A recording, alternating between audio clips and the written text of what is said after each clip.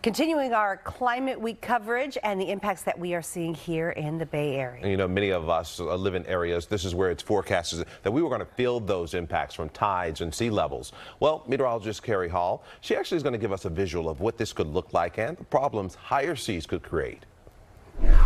Most of the population in California lives near the coast or bays, and like the rest of the world, the landscape is changing over the years due to rising sea levels, now up about 10 centimeters since 1993.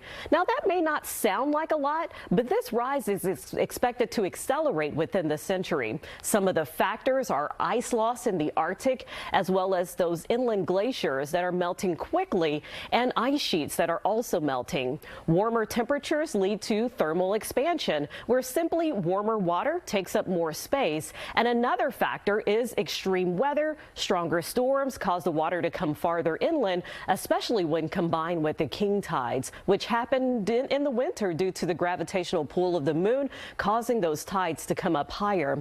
Let me show you what future sea level rise could look like for us. By the year 2040, going up almost a half of a foot, and in 2060, another foot.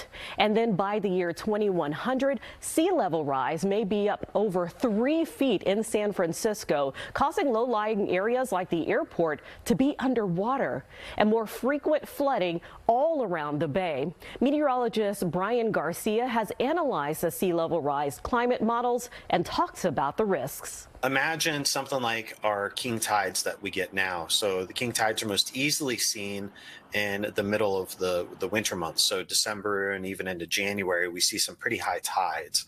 You can also see them in July, late June and into July, but typically those highest high tides happen overnight when most of us are sleeping.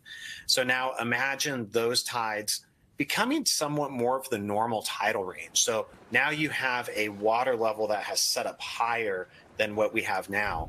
And now you're putting that wave activity on top of that higher water level.